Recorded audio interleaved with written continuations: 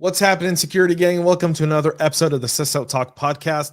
It's a very special one today, not only because it's after Passover and I can finally eat bread again, not because I'm back from Israel, not because I'm still in Israel and it's really nice, but it's because I have a very special guest for today's episode because his book is available right now. Andy Ellis was the CISO over at Akamai. He's currently the operating partner over at YL Ventures. The man knows cybersecurity, but more so, he knows leadership. And for the next 30 minutes, he's going to drop so many nuggets that you're going to have to use the link in the show notes to go get his book because it's available right now on Amazon. And if you've got Prime, you don't have to wait very long. You can get it and have it ready to read over the weekend. So without further ado, let's bring Andy into the show. It's CISO Talk time. Here we go, y'all. From the CyberHub bunker in studio, you're listening to the CISO Talk podcast. No sales, no bullshit, just straight talk. Straight talk. And now for your host and CISO, James Azar.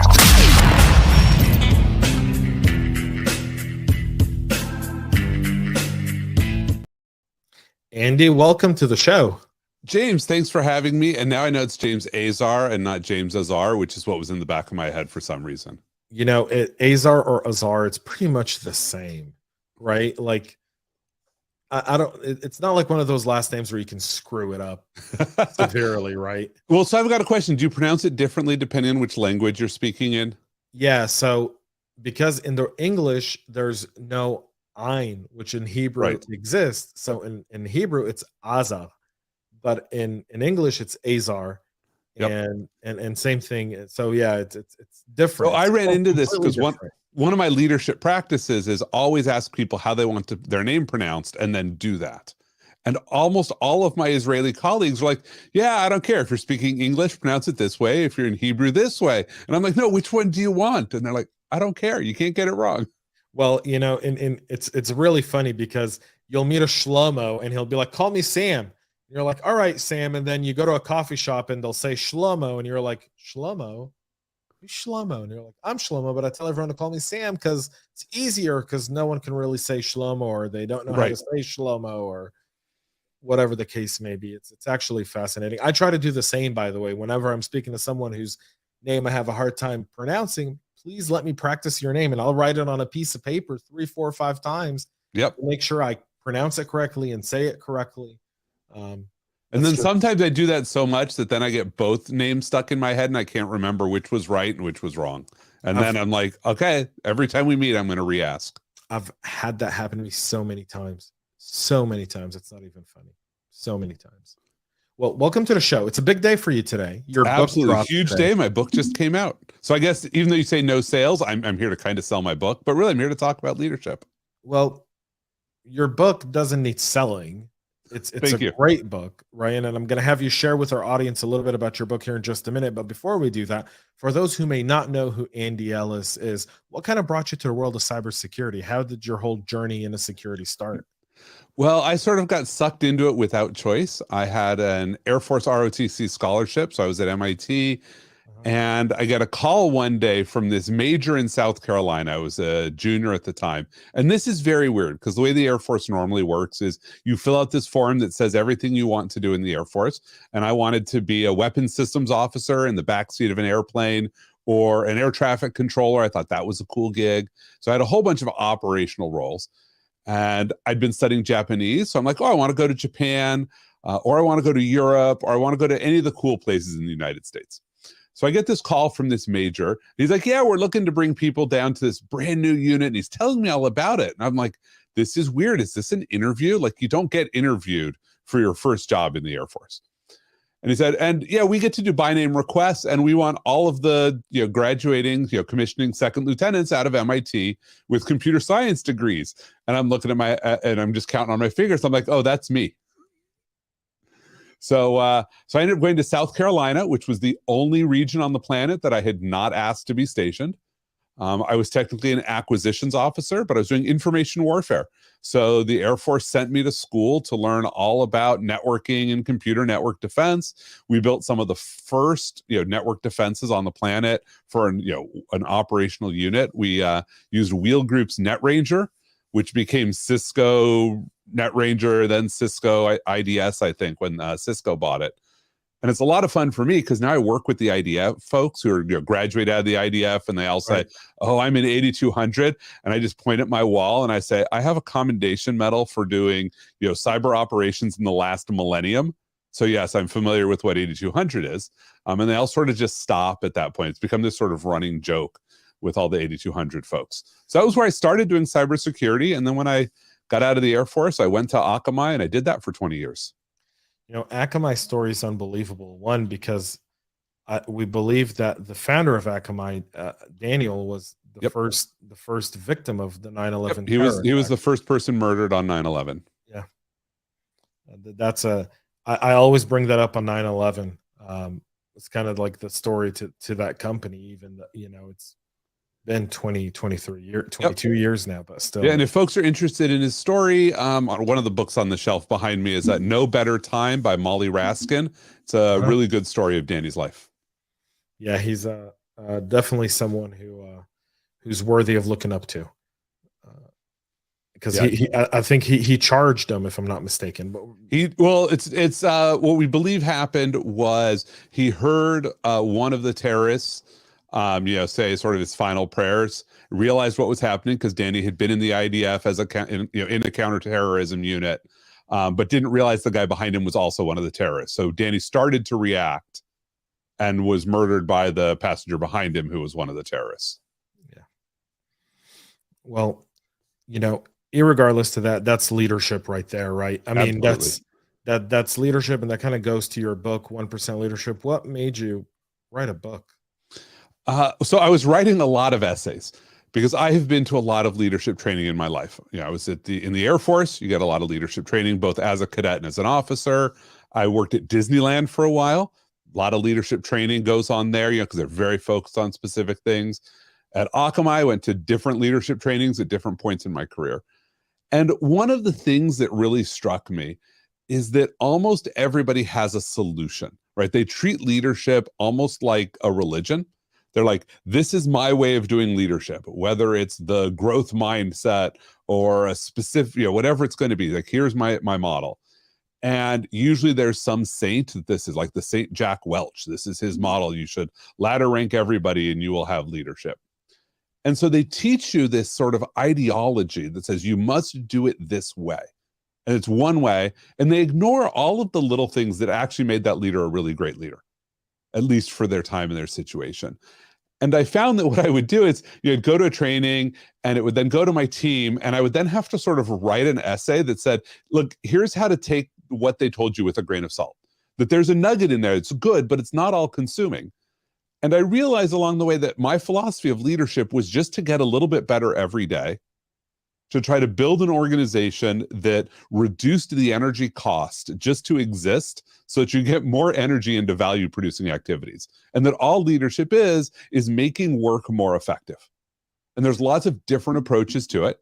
But like any skill set, like you want to be a football player, like there's not just one thing you do. There's a whole bunch of things you're going to do, and you're going to practice all of them, because your weakest link is what's going to sabotage you.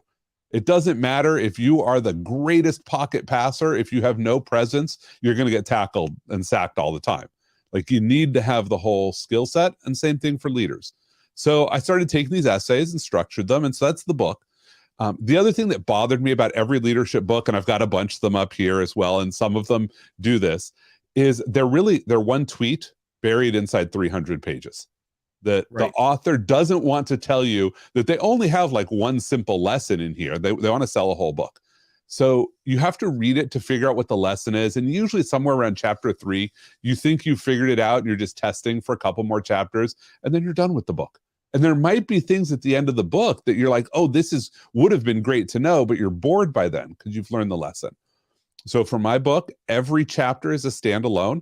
It has its own lesson. The chapter title is the lesson. There's no hiding it. I'm not trying to be cute and make you figure out what I'm trying to tell you. I'm going to tell you what I'm going to tell you. I've got 750 words about it, and then I will repeat it again. So the chapters are short. They're meant to be consumable.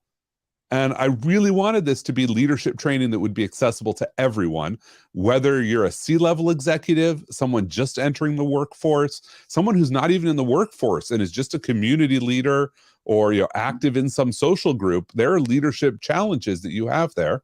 And I wanted to provide some education and training for everyone. Yeah, that's the kind of story of writing a book to me, and looking at the chapters, right, and looking at some of the stuff in the book. I've pre-ordered the book and I can't wait to get it. I know, it comes out today. I think I should get Amazon's it in a few hopefully days. dropping it off right now outside your door. I hope so. But according to Amazon, I'm not going to get it for 2 more days, which is very, very disturbing, right? Well, you did have it shipped to you in Israel, so let's at least be fair. I did.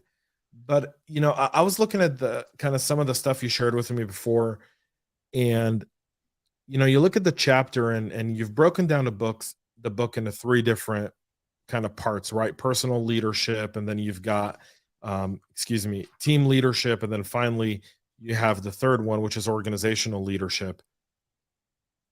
How do you differentiate, and why did you kind of break it down into those 3 parts?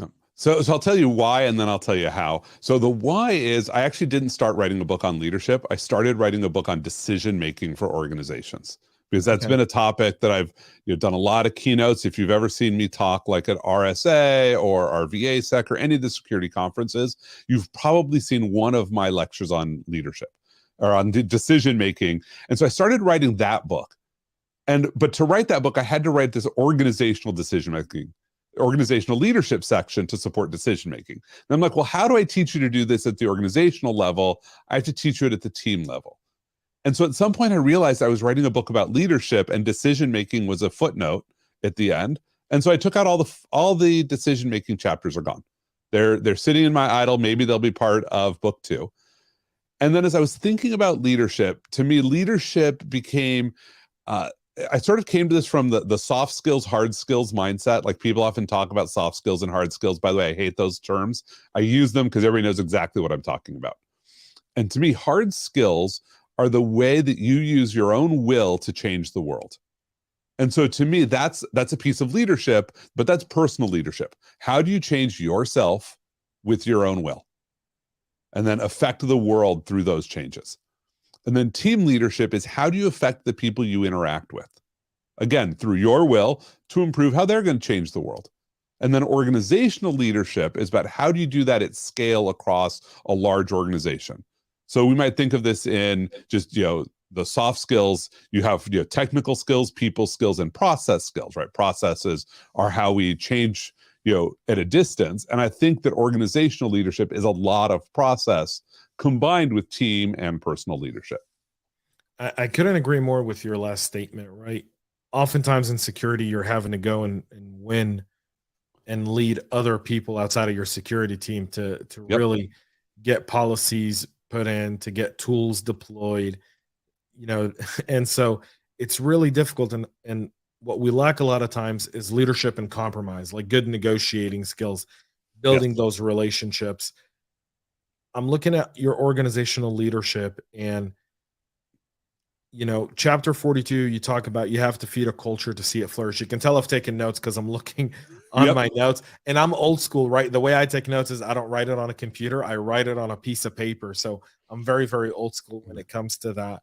So when you talk about having to feed a culture to see it flourish from an organizational leadership perspective, what's some of the best ways you've done it before, and what does that chapter really kind of highlight for the reader?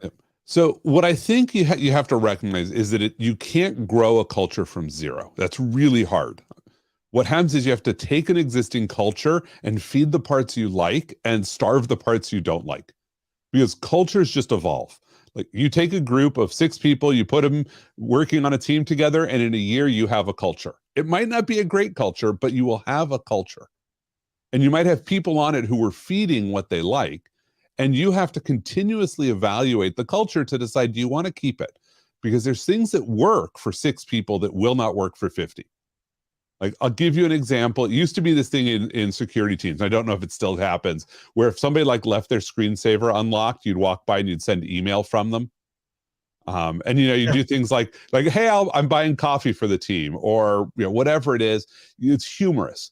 And when everybody knows everybody and you all have these tight relationships, like, that's a piece of your culture that's actually pretty healthy.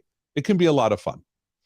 But all of a sudden you're like 50 people, some new person shows up on the team. They're terrified because this is their like stretch job. They're really excited to be here. They make one mistake and they get embarrassed in front of the whole organization.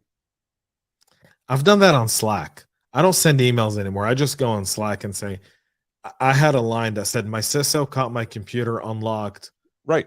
while I stepped away. So this is a message from the CISO to everyone else. Don't be that guy with a funny Don't be name. that person. But the problem is that works within some cultures, but that can actually be pretty toxic in different cultures. Correct. I mean, it worked in our culture because we were a tight-knit Yep. group. So that's the sort of things you have to decide what pieces of the culture you want to keep feeding and which ones start dragging you down. Like we had in the early days at Akamai, we had free soda. There were vending machines on every floor. Like, just walk over, get yourself a soda. And then they started to notice that like there was soda that was being consumed way faster than expected. So they made it 25 cents a soda. And it didn't act like, it reduced it a little bit, but there were people who were like, they thought it was a perk that at the end of the day, they'd walk over with their backpack and they'd fill it up with soda and take it home for their family. Like, and now you got to think about like, what do you do in that situation? Like, how do you deal with it? Like, we ended up basically, the soda ended up being like 70 cents. We were basically paying market prices. And then they eventually took them all out once they decided they weren't healthy for us. But like, these are these interesting things you run into, which is you have to look at all your pieces of culture and decide, what do you want to have in your culture? Who do you want your organization to be? And feed the good parts and starve the parts you don't want to have anymore. So you've got I like that, and that's great. Now you've got a chapter that's got me really eager to read it. Okay. All right. Chapter 27. Your job's not to like your team. It is to not dislike them. Yep. I was reading the chapter title in your table of contents, right? And I need this chapter. I want it now. Yeah. So this actually started as parenting advice, believe it or not. You don't have to love your children. Yeah, it's not about loving your children. It's your job. I was talking with a friend of mine who was having a really difficult time with one of his kids. His kids are the same age as mine, and he was so mad at his daughter. And he's sort of telling me the story, and it's like his daughter was basically a rude psychopath. She's 3 at the time. I'm like, they're all rude psychopaths, dude. Like, just get over this. And I said to him, I said, look, your job is not to like your children. It's to turn them into competent adults. And you can't do that if you dislike them. And that's the same thing with the people who work for you. You don't have to like the people that work for you. But the moment that you actively dislike one of them, you can't be their leader anymore. Because they will know that you dislike them. They will read everything that you say to them through that lens. And you will sabotage them without thinking about it, because humans make so many decisions without thought. It's not that you're going to actively be like, oh, I dislike them, let me give them the worst possible, jobs, but you will do a little bit of that unconsciously. Now, here's the thing. We want to be friendly with the people who work for us. We love it when they're our friends. But the reality is that friends can screw you over and you take it personally. Your team can screw you over and you don't get to take it personally. You are at that moment just their employer. In the same way that one day you're going to have to walk over and lay someone off, they get to walk over and say, I'm done, I'm out of here. They get to put their own self-interest ahead of the team, and that's okay. You can't take that personally. And so you have to sort of hold this dichotomy in your head. You want to create a friendly environment. You want to make it feel like a family, but it is not a family. These people have other priorities than you. And you have to accept that. Like, you're not their friend, and therefore they can never betray you socially. And so you don't get to dislike them. Yeah, that rings true to my ear, because I think we've all been guilty of that, right? Oh yeah, I've been very guilty of that. Like, just to be clear, a lot of these are lessons I learned by not doing it the right way at some point in my career. I don't think there's anyone who it's very hard. You talked about friends. And kind of not your friends can screw you over and you take it personal. I think in work, sometimes it's not just friendship. There's that camaraderie, right? You and I know it from the military, that Mhm. camaraderie, that's my brother in arms, that's my sister in arms. These are my fellow countrymen, and we have a mission to do. And a lot of times in security, we get that same feeling. Not to Yes. say we're warriors. I'm not doing the Kellen Winslow Jr. Uh, we're football players. We're warriors. No, we're not. We're cybersecurity. We are in the state of warfare, right? That's the nature of our business. Is the nature of our business is we're in information warfare, like Yep. how you started, right? We're trying to defend our organization, our business from potential malfeasance, and the people we serve with, we feel are our backbone. So how would you talk to someone who, kind of develops that maybe lack of commitment that you see from them? Yeah, And so they so develop that dislike, and then it kind of ends up being toxic and detrimental to a culture that's taken you a year or so to build into your team. right. And so I think you have to, whenever you're adding or subtracting people in your organization, you have to recognize that they change the organization with their presence. And for most organizations, it's okay to have people who are not committed to the mission. Like if you have somebody who they're there 9 to 5 and they're going to do great work while they're there, but no, if their attitude is, if you call me at 3 a.m., I'm not answering the phone because that's not what you're actually paying me to do. Like you actually have to accept that. That's not them hurting the culture. That's you have an unsustainable culture. And that's an ugly, hard truth for people to sometimes accept, that we build very unsustainable cultures. Right? And we take advantage of people and we reward them for being taken advantage of. We can have a whole conversation about that dynamic. But at the end of the day, like if they absolutely don't fit, get them out of your organization. Like if you have somebody that you dislike and you can't get over it, then you need to manage them out of your team.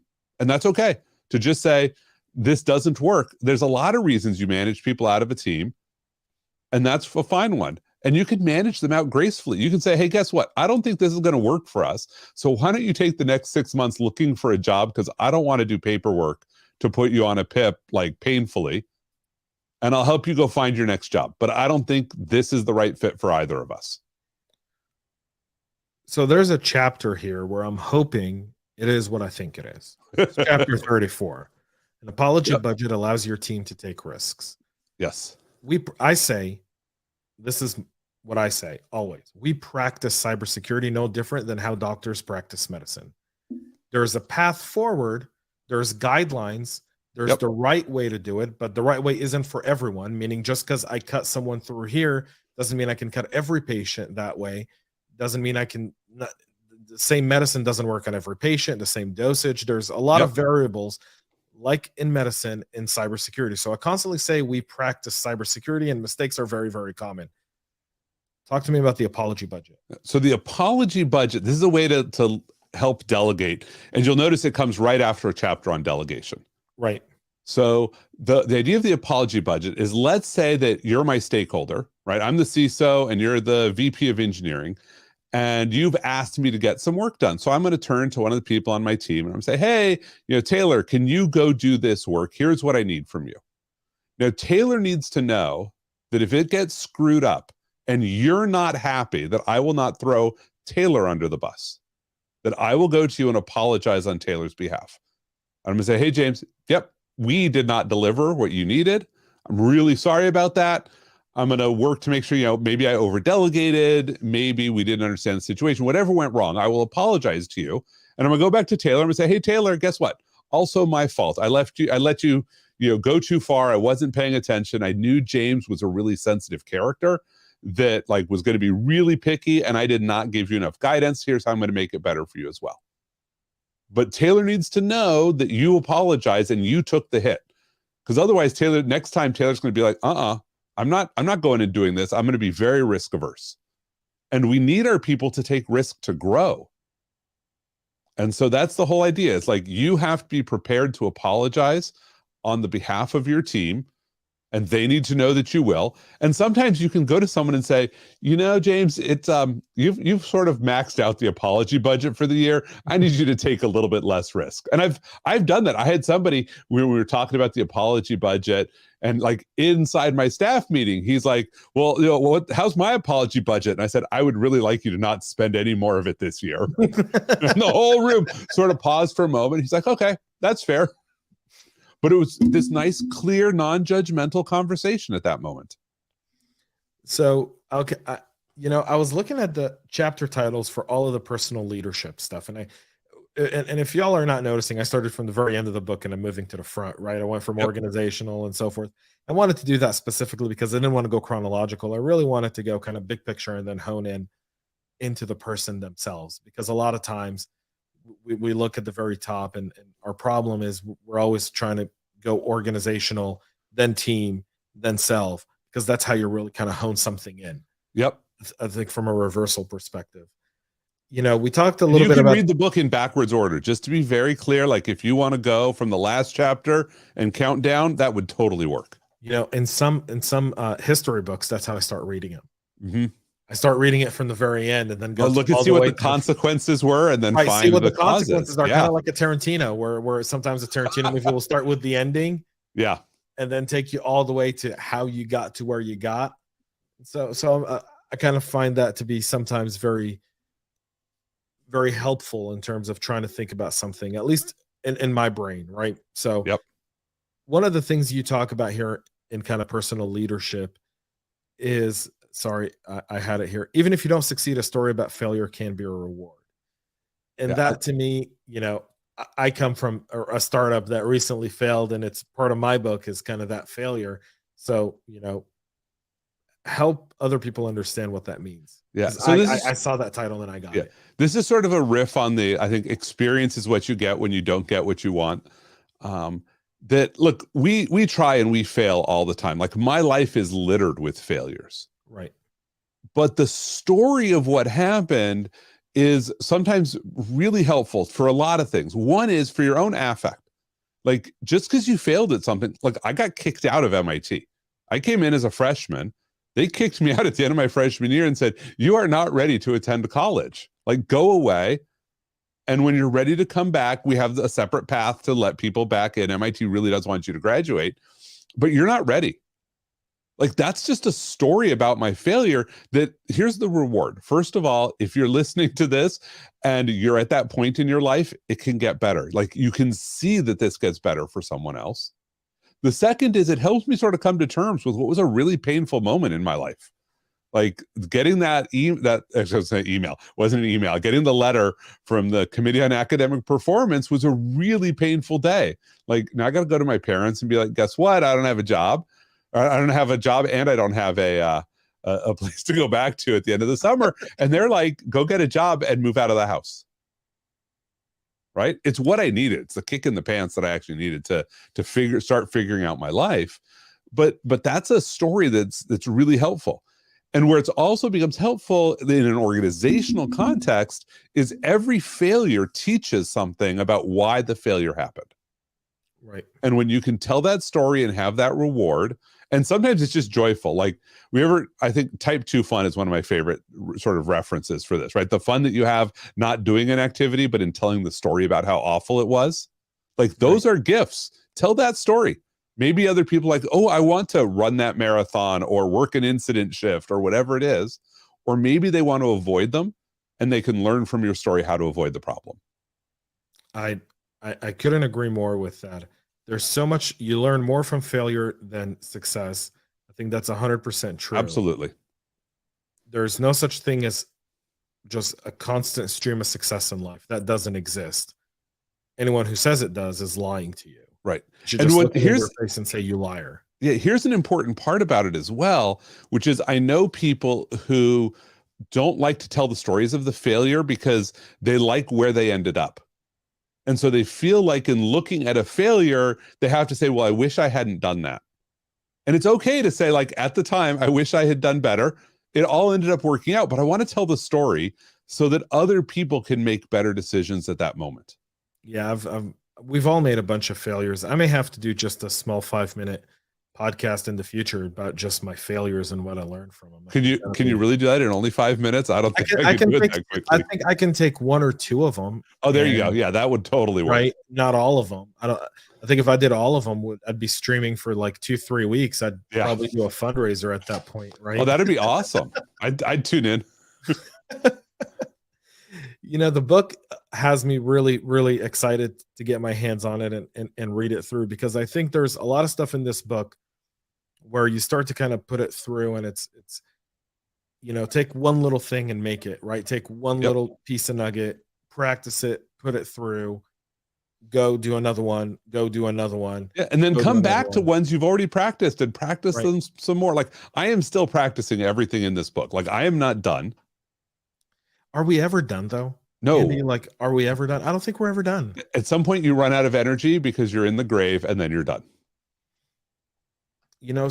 Some people are in the grave and we still learn from them being in the grave than we do when they're alive. Right. And then you leave behind, hopefully, a lot of these lessons for the next generation. Yeah. You leave behind that legacy. So we're almost at time, and I can't believe we've been through nearly 30 minutes of this conversation because I have so many more questions, but I'm going to have to hold them.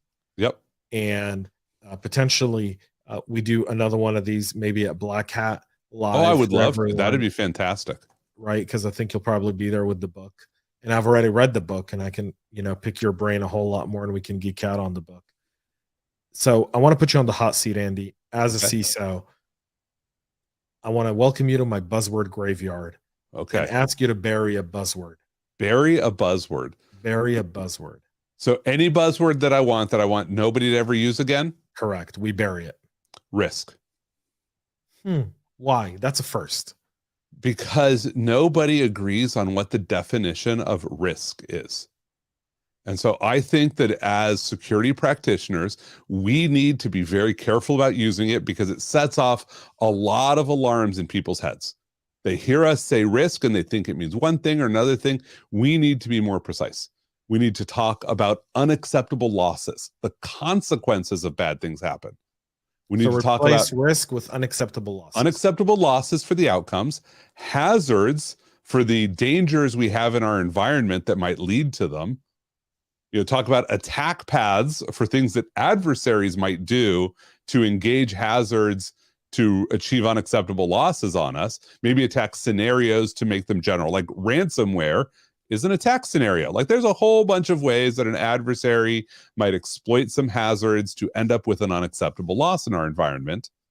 But I could call each of those things a risk. Like, the risk of losing all of our data, the risk of having a flat, Active Directory system so that adversaries can move laterally, or the risk of not patching, or the risk of ransomware. Like, risk means everything to everyone. So I want to bury it. Stop using it. See if you can go a day talking to somebody about a problem in the environment that you would like to fix and not use the word risk.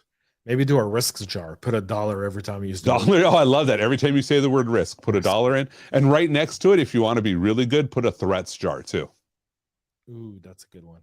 I like that. I try to avoid the word threat by all means necessary. So last song you were listening to before you came on the podcast, what was it? Music Box Dancer by Frank Mills. Okay. Very interesting. Published in 1974. Wow. We're going back, 40, 50 years. Yeah, so it was one of my favorite songs as I was a kid. I was recently reintroduced to it because someone had a Facebook post talking about how it became popular. It was completely by accident. Like, he was an easy listening composer. He has this instrumental Music Box Dancer that was like, I don't know, track 6 or 7 on one of his albums. They had sent out a single. There's, back when it was all vinyl. So there's an A side and a B side, right? And Music Box Dancer was on the B side. I even forget what was on the A side. They sent it to like all the easy listening stations in Canada. And by accident, they sent it to a pop station. And the pop station played track A and was like, why did you send this to us? Played track B, and there is a little bit of pop involved in Music Box Dancer, but not really. It's like da da da da da da da da da da da da. If you've ever heard it, you'll realize how badly I just butchered it. But you should all go listen to it. Like, it's a nice little charming ditty. So that's what I was listening to. Awesome. So being an author, and beyond the shameless plug for your book, what's the book you're reading right now as kind of your book comes out today? Oh, well, the book I'm reading right now is God, I'm blanking on the title. I read so many things on Kindle that just got auto delivered. I read a lot of lit RPG where like people have like, you know, the game consequences going on with them. It's Seth Ring's new series. I think The Forger. He had a previous series and then somebody's come in and done. And like the characters have now moved on and they get a new series because they had maxed out all their levels in the old universe. Very cool. Max out all your levels in the previous universe. That seems like the ultimate human initiative, right? Let me max out all my levels. There's this whole set of new sci-fi / fantasy that's like, oh, a game universe has just taken over our universe, and now you have a stat sheet that you can interact with. And like, it's fascinating sort of seeing how people write novels in that world. I think we all have one stat sheet in this life, and that's how do we treat other humans? I think that's a great stat sheet. And you can get 1% better at that. Yep, you can, just by reading 1% Leadership. The link to the book, folks, is in the show notes before. Go grab it. It's on sale today at Amazon, Barnes & Noble, and your favorite local bookstore. And if your favorite local bookstore doesn't have it, say, what? You don't have 1% Leadership by Andy? What? Yep. And if you bring it to RSA and find me, I will autograph it. Tell me you listened to it and bought it because of this. I will autograph it and say something extra special in it. Oh, that's super awesome. I won't be at RSA. I'm still in Israel, but I wish y'all. Yeah. Well, James, you can find me and I promise I'll autograph your copy. I will see you at Black Hat. That's what. Okay. That's for sure. If I don't see you before that in Israel. So for everyone tuning in, go grab Andy Ellis's book, 1% Leadership. You can find it on Amazon. The link is below. Go click that link. Order the book today. You don't want to miss it. A great book. Very easy read. Very, very easy read from the sounds of it, with a lot of great nuggets. Andy, thanks for coming on the show. Really appreciate you taking time out of your busy day, launch day, to be here with us. Well, thanks for having me here. I appreciate it. All right, y'all. That's it for CISO Talk. Please make sure to subscribe, tune in. We have another awesome episode next week as we continue this season. This season ends in June. Then we'll be off July, August, and then mid-August we'll come back with season number 4. So we'll have a summer break. That's kind of the new format we're doing here on the show this year, and then going forward, just kind of give ourselves a little breather so that burnout doesn't become a real thing. So thanks everyone for tuning in. Thanks for being part of the show. The awesome Andy Ellis. Go check him out. And also the link to his LinkedIn page is there below. Go and follow Andy. He drops always. There's a lot of wisdom from Andy on LinkedIn, so don't miss that. That's it for here. Thanks everyone for tuning in. Have a great rest of your day, and most importantly, stay cyber safe. Make sure to subscribe to our podcast and share it with your friends and colleagues. And get all the latest information at cyberhubpodcast.com.